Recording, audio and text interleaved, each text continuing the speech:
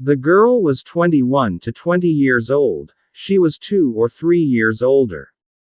But she looked 4 years younger, she was 18 years old, and the boy was tall and had enviable health. My heart was very happy to see my bride, she was so beautiful without makeup, but she was nervous.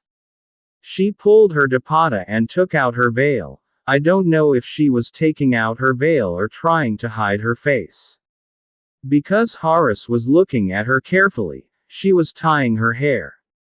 While she was probably getting nervous, he said, "Are you my bride?" She didn't answer. Horace held her hand, it was cold as ice. He straightened her wrist and said, "Why didn't you apply henna?" A bride applies henna. They wear bangles, sometimes a little, sometimes not. Saying this, he let go of her hand and she backed away even more. He said, "What kind of bride are you?" She said, "A one-night bride is like that," she said, crying. He said, "What do you mean, one-night stand? Why is this a marriage? It doesn't happen like this." She said, "It happens in a halala." He said, "What is a halala?"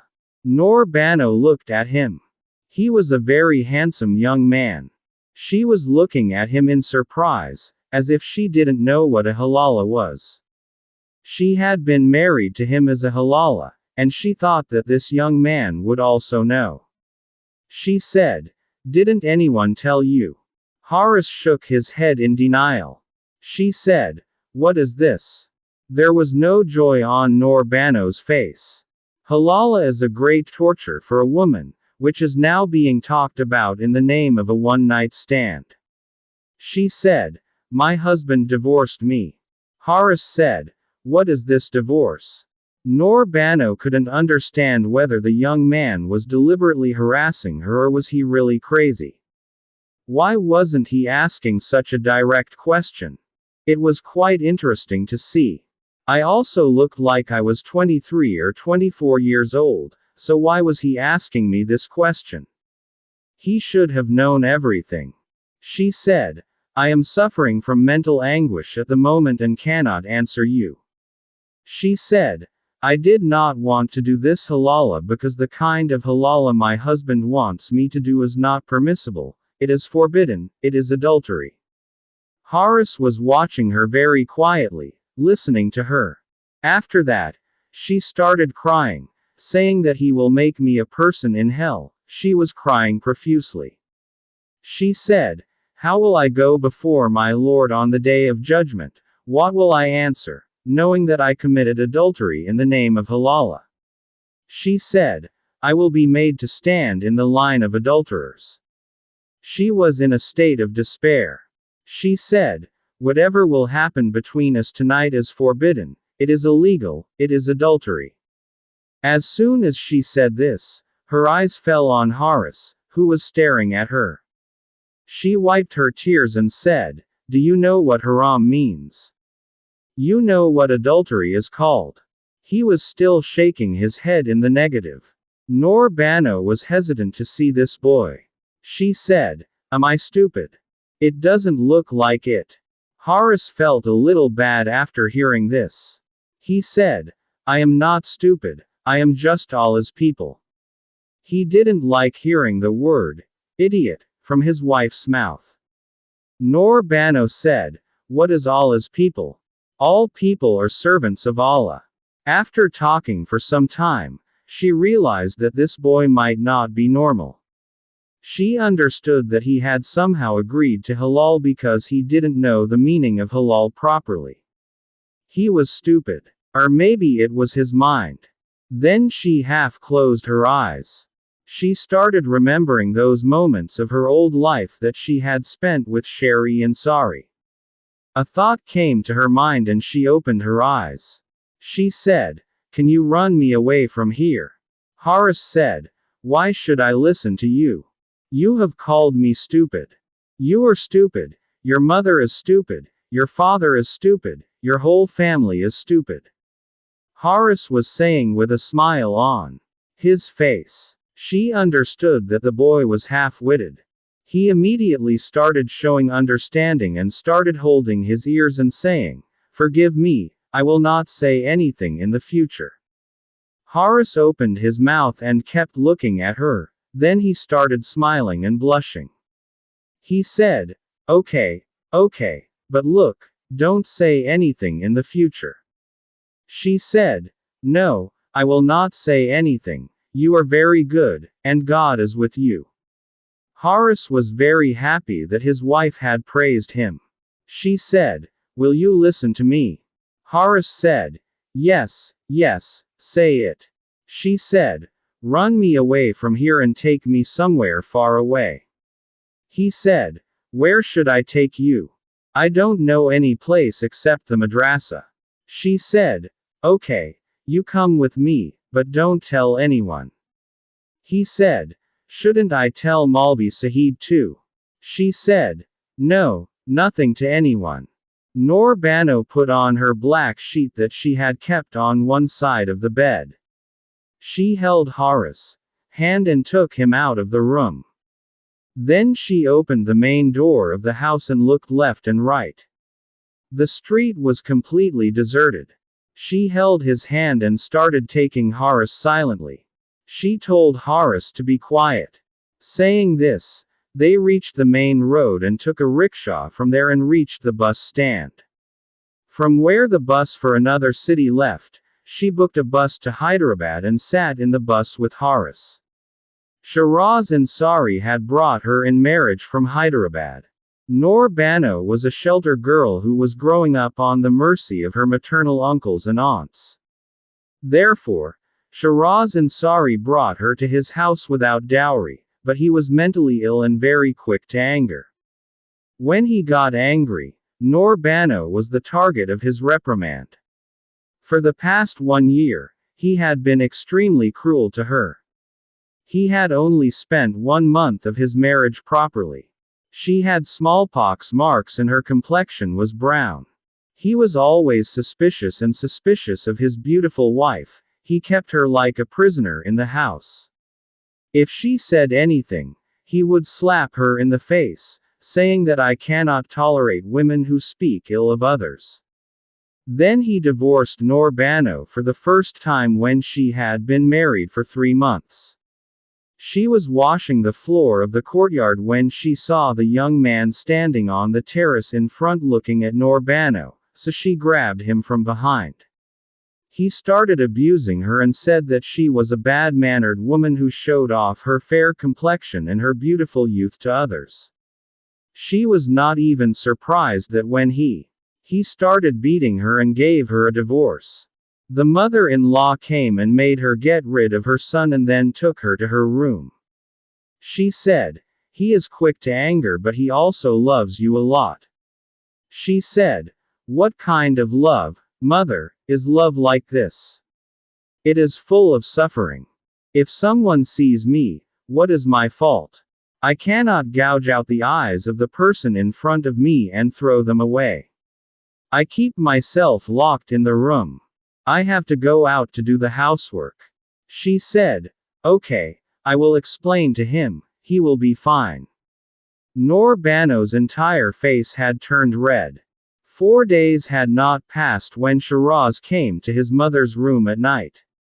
She was sleeping with her mother-in-law. He held Noor Bano's hand and made her sit up with a jerk.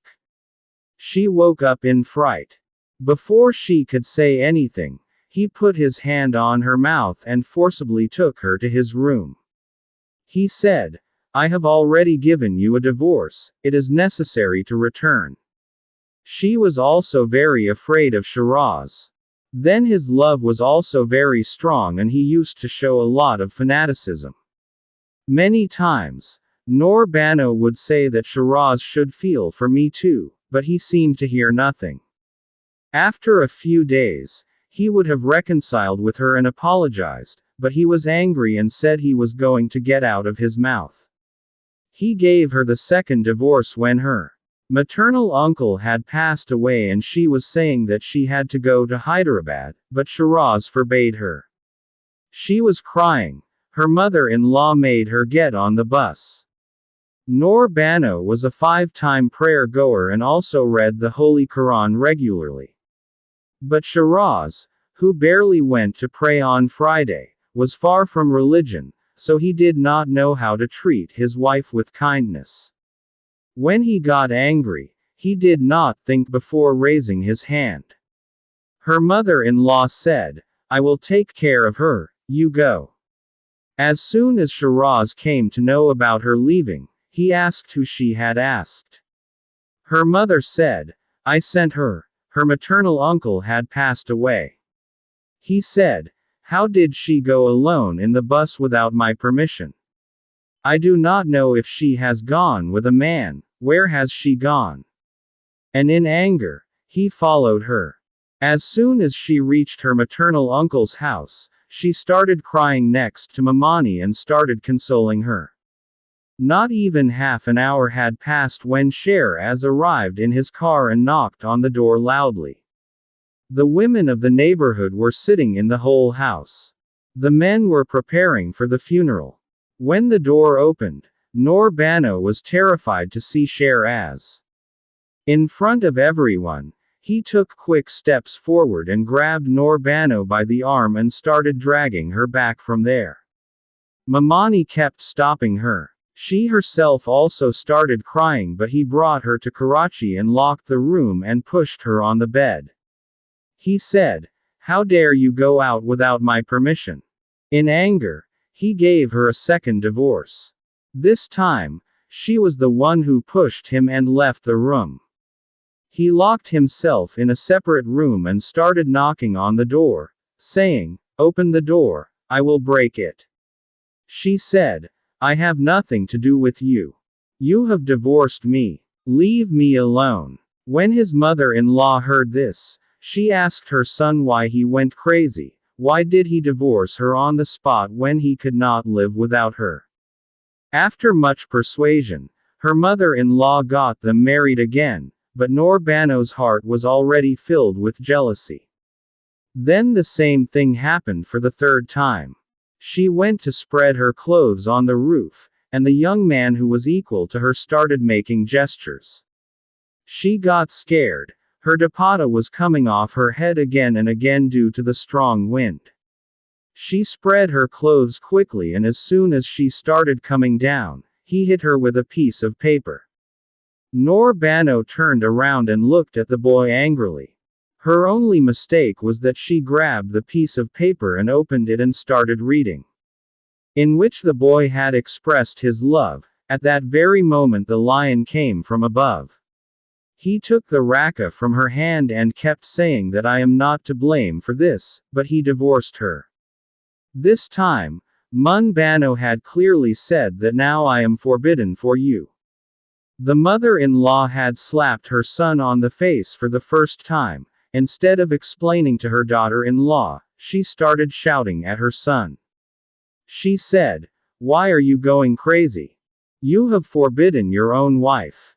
Now she cannot be yours in any way." For the first time, Shiraz also regretted what he had done. He knew that after the third divorce, there is no argument left. There is only one way, which is very painful. When he talked to Maulana Sahib, he said that this way is not right. He said, "Leave it to me to decide which method is right and which is wrong, but the boy must be a fool. Whoever does not understand reason, whoever I tell him to divorce my wife." Maulana Sahib flatly refused, but he sent some bad people to Maulana Sahib's house who came threatening him. He was a poor man with daughters, so for the sake of his honor, he had chosen Haris and also asked Allah for forgiveness, saying, "What should I do? My honor is at stake." He knew that Shiraz was also related to bad people and that he was not a good person. As soon as Shiraz came to the Maulana of the mosque in the morning, he said, "Tell this boy to divorce my wife and I will marry him as soon as the period of waiting is over." But when those near the mosque went to the small house where Haris and Nur Bano were, Shari Ansari was furious and saw that the house was empty. Maulana Sahib was also worried. He grabbed Maulana Sahib by the collar and said, "Where has your boy gone?" He himself was surprised that he was so stupid that he did not even know the way properly. Where could he take this girl who had been living only within the four walls of the madrasa and mosque for many years? He said, "I do not know." He was a fool. Sheraz understood that this was all about Noor Bano because she was not ready for this marriage. She used to say, "Let me go to an orphanage, I will live there, but do not give me a halala. I will never do this, nor will I marry this person again. After enduring all this, I can no longer bear it." But Shiraz had grabbed both her jaws with his hand and said in a very angry and furious manner that if you show even the slightest bit of intelligence, it will be very expensive. I will take your life, but she was already gone. Maulana Sahib was very scared and said, "That boy was nothing. I had chosen this boy for you after a lot of thought. I do not know anything." He said, "Wherever she has gone, I will find her. I will not leave Noor Bano or that boy. I will kill that boy with my life," and I forced Noor Bano not to bow down at my feet. My name is not Shiraz Ansari either. He was extremely angry and said, "I know how I have spent this one night. I could never tolerate this person who sees my wife. I always kept my wife locked in the room so that no one else could see her, and tonight I myself had handed her over to this bastard so that he would be a fool. But he has such courage. He will die a terrible death. He went out and killed someone." Saying this, he was searching for them both like a madman. Noor Bano had reached Hyderabad early in the morning but had not gone to her maternal uncle's house. Rather, she had gone to her maternal uncle's house, which had been rented out since the death of her parents and was keeping rent. When she knocked on the door, the tenants opened the door. They knew Noor Bano and said, "If you make it here, we will send your mother on time." She said, "The upper portion is empty. I want to stay there. Its stairs also lead out separately." She went up to the roof and held Haris' hand with her. She was watching everything with wide eyes. Everything was unfamiliar to her. She took her upstairs. There was a room upstairs with a washroom and a small kitchen, which her father had built during the life of her parents so that they could gradually complete the upper portion and then rent it out. But the accidental death of her parents had left nothing. It was an unfinished house. She cleaned the entire house. Haris was standing in the corner watching everything. After cleaning the entire house, when she got tired, the people downstairs sent food. After eating, she had ordered a bed from the people downstairs. She said, "Give me a bed for a few days, she will buy it, then return it." They gave me the bed. She spread both the beds and said to Haris, "Rest." He said, "Why did you bring me here? That house was better." She said, "My life was in danger." However, she knew that even if she explained it to him, he would not understand her. However, Shiraz was not familiar with this house. He did not know, but she was thinking that she would do it now. She was not very educated to run her own house, and Haris could not do anything, nor could he protect her. She had taken the step, but she could not understand how she would manage it. She asked him, "Are you an orphan?" He said, "What is an orphan?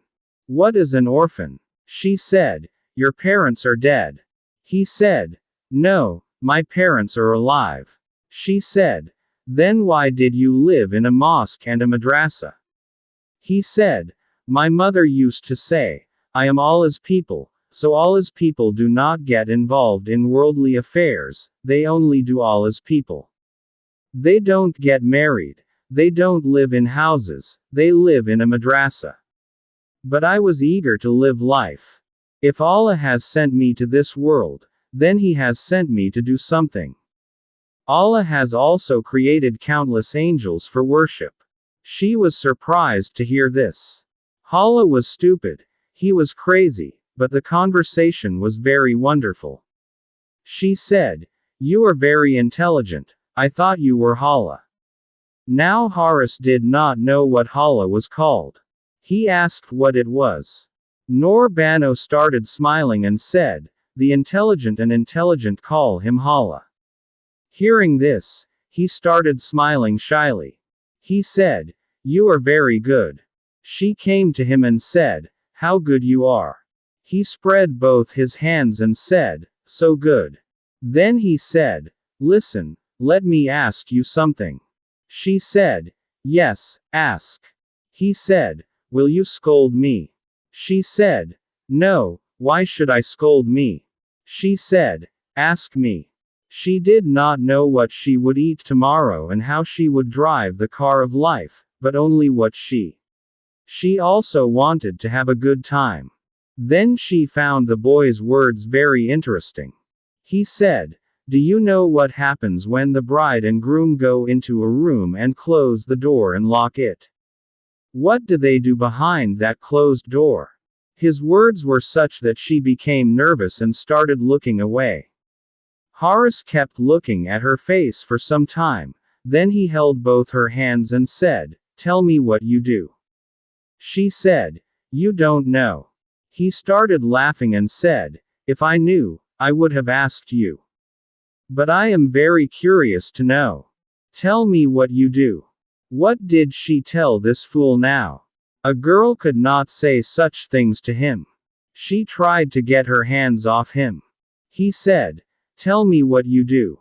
Look, you will tell me, otherwise I will get angry with you." She had let go of his hands and said, "I don't know either." She stood up. Nur Bano knew how to cook very well. She sold the ring she was wearing on her hand, which Shiraz had given her. After selling it, he bought ration and made biryani in a big pot. He put it in small bags and put it in a big bag and gave it to Haris. She said, "You go to the market and take it. You can give a bag for 100 rupees, don't give it for less than that." "Do you know what 100 rupees is?" He said, "Yes, you know, it's a red note." He said, "Yes, it's a red note." She said, "You'll remember the route, right? It's just a straight road. It's a straight street and there's a small market outside the street." He said, "Okay." She said, "Go straight there, stand on the edge of the street, sell biryani and come back from there." He said, "Okay, okay. Anyway, I'm a bit of a fool, I'm a fool." Hearing this, Nur Bano started laughing. Seeing Haris laughing, she said, "Druhan, your laugh is very cute, I like it." Within 2 hours, he had sold all the biryani and returned.